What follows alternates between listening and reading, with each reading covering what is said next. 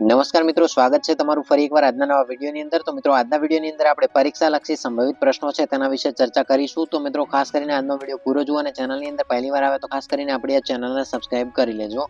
તો મિત્રો, પ્રથમ આપેલું છે કે કયો દિવસ કિસાન દિવસ તરીકે ઉજવાય છે? તો સી 23 ડિસેમ્બર. આગળ બીજો પ્રશ્ન છે કે ભારતની અંદર કોનો જન્મદિન કિસાન દિન તરીકે ઉજવાય છે? તો ડી ચૌધરી ચરણસિંહ. ત્રીજું છે તાજેતરની અંદર અંડર-19 એશિયા કપ 2025 ક્રિકેટ ટુર્નામેન્ટમાં કઈ ટીમ વિજેતા બની હતી? તો ડી પાકિસ્તાન. આગળ વાત કરવામાં આવે સંસદના સત્ર સંદર્ભે નીચેના નિવેદનો પર વિચાર કરો અને સાચો વિકલ્પ પસંદ કરો. તો ડી નીચે 1, 2, 3 વિધાન આપેલા છે, જેમ કે પ્રથમ છે અનુચ્છેદ 85(1) અનુસાર સંસદના બે સત્રો વચ્ચે 6 મહિનાથી વધુ સમયગાળો ન હોવો જોઈએ. બીજું છે કે સંસદના બે સત્ર વચ્ચેના ખાલી સમયગાળાને સત્રાવકાશ કહે છે. ત્રીજું છે કે સામાન્ય રીતે ભારતમાં દર વર્ષે સંસદના 3 સત્રો યોજાય છે. તો મિત્રો, ડી સાચો જવાબ આવશે. 1, 2 અને 3 સાચા છે.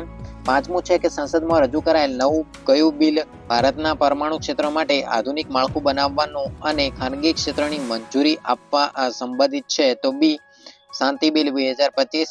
છઠ્ઠું છે કે સબકા વીમા સબકી રક્ષા બિલ 2025 સંદર્ભે નીચેના પૈકી કયા વિધાન સાચા છે? તો ડી વિધાન 1, 2 અને 3 સાચા છે. જેમ કે પહેલું છે કે આ બિલની અંદર વીમા ક્ષેત્રની અંદર વિદેશી સીધા રોકાણ FDI અને તેની અંદર 74% વધારીને 100% કરવાનો પ્રસ્તાવ છે.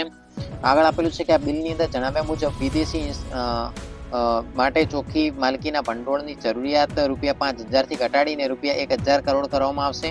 અને આ બિલ છે IRDAI માટે મજબૂત સત્તાઓ પ્રદાન કરે છે. અને ડી છે 1, 2 અને 3. તો મિત્રો, ડી સાચો જવાબ છે. આગળ વાત કરવામાં આવે 24 ડિસેમ્બર 2025 અને બુધવારના કરંટ અફેર વિશે. દિવસ મહિમાની વાત કરવામાં આવે તો 24 ડિસેમ્બરને રાષ્ટ્રીય ગ્રાહક દિન એટલે કે નેશનલ કન્ઝ્યુમર ડે તરીકે ઉજવવામાં આવે છે. અને ભારતની અંદર દર વર્ષે 24 ડિસેમ્બરને રાષ્ટ્રીય ગ્રાહક દિન તરીકે ઉજવાય છે. ભારતની અંદર કન્ઝ્યુમર પ્રોટેક્શન એક્ટ 1986 અથવા તો ગ્રાહક સુરક્ષા એક્ટ 1986 ના અમલને ભારતની ગ્રાહક સુરક્ષા ચળવળની અંદર ઐતિહાસિક સીમાચિહ્ન માનવામાં આવે છે. ભારતની અંદર ગ્રાહક સુરક્ષા એક્ટ 1986 ને રાષ્ટ્રપતિ દ્વારા 24 ડિસેમ્બર 1986 ના રોજ મંજૂરી આપવામાં આવી હતી. અને આથી આ એક્ટને 24 ડિસેમ્બરના રોજ મંજૂરી મળી હોવાથી ભારતની અંદર 24 ડિસેમ્બરને રાષ્ટ્રીય ગ્રાહક દિન તરીકે ઉજવાય છે. રાષ્ટ્રીય ગ્રાહક દિવસ 2025ની theme efficient and speedy disposal through digital justice છે.